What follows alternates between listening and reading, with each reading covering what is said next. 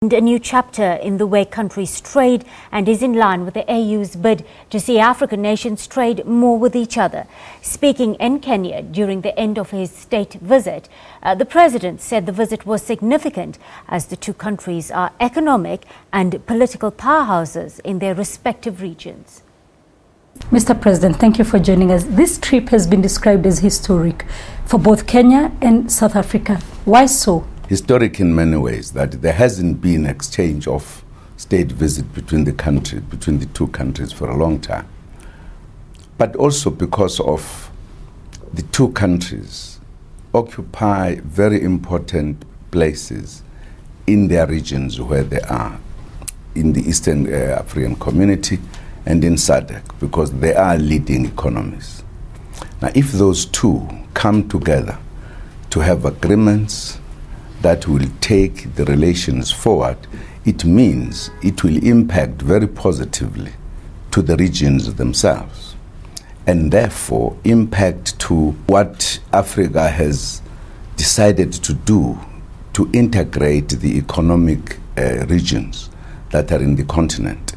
And as you know, 3 of those are integrating, and of the 3, the 2 have these 2 countries. But also in terms of the closeness, in terms of the belief in the principles and democratic principles, etc., they are very close. And yet we also have economic interaction between the 2 countries. So the visit, therefore, is very historic and very important for these 2 countries, because it can impact very positively to both countries, as well as the regions, as well as the continent as well. Because Kenya and South Africa do play a role in the question of peace, security in the regions, as well as in the continent. Now, the main concern for Kenyans was the visa issue, but you went beyond visas as the 2 heads of state, and there are other agreements that you signed. Tell us about some of the agreements that you signed. Firstly, we discussed a great deal the issue of freeing the movement between the 2 countries, movement of goods and people. Very important. There are issues to be looked at very seriously with regard to the movements, partly because both countries have a lot of people who are in them. If you take Kenya for an example, many neighboring countries have their people in Kenya. So there are many people who are here who are not necessarily Kenyans. Now, if, for an example, we were to say open the gate without looking at how do you secure that movement, that wrong people don't take advantage of that. So it's an important point to look at. South Africa itself has a lot of people from all over the continent, as well as even outside of Africa. So if we are talking about entries or the movement, we have got to take serious measures to make it succeed. Principle is agreed that we need to flow the goods and people, because you can't increase the volume of economic activities without that kind of movement. So that's an issue we were talking about. So there is no debate whether this should not happen. That is why, from the South African side, there are particular categories of people here, business and others, that have been given that kind of free coming in, making it easy for them to come in and out. But there are other people that and there's evidence of some people who have used this country. For an example, at one point there was information that in some activities, tourist activities that happened here, at least there was one person, later after investigation, who used South Africa to come here for wrong things. Insofar as agreements is concerned, you realize that among them, police and defense, because we also, as the countries with the capacity economically, we have to ensure that we grow our security capacities as the 2 countries and see how do we coordinate this. We also discuss a number of issues with the president.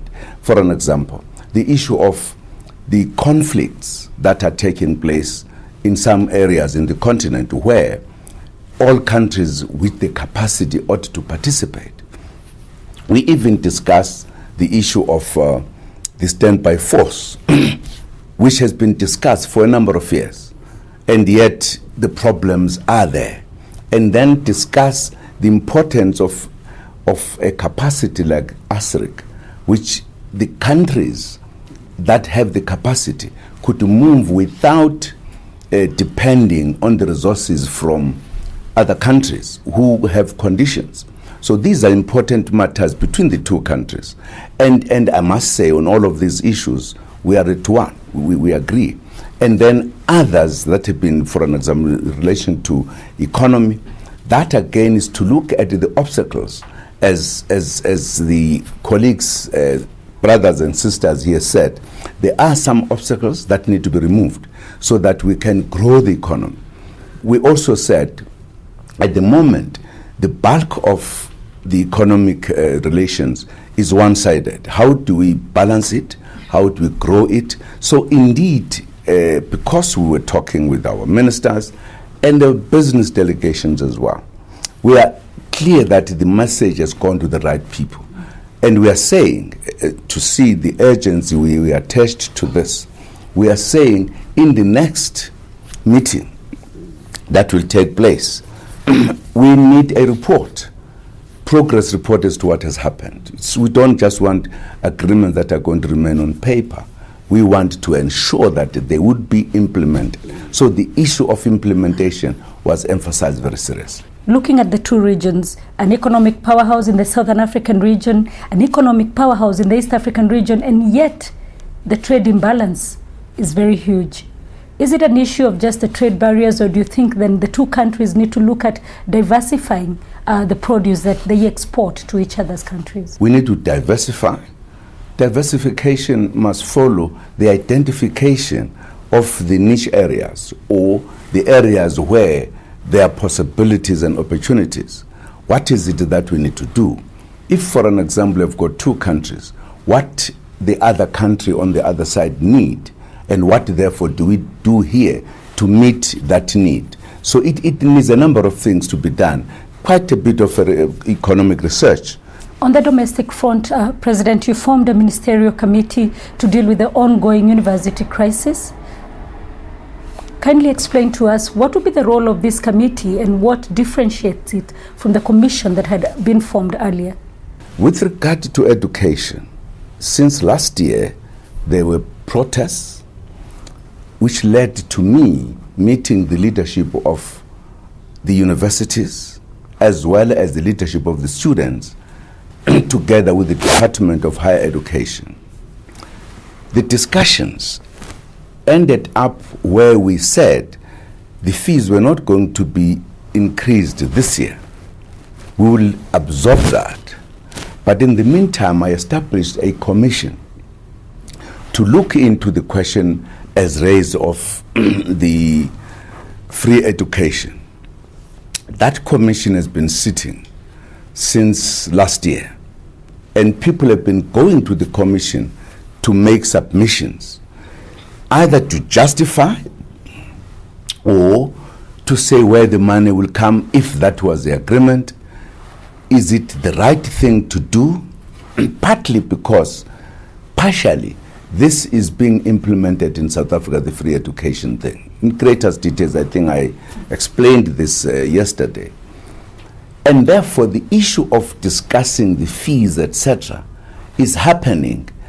But at the center of it is the commission that has to produce a report.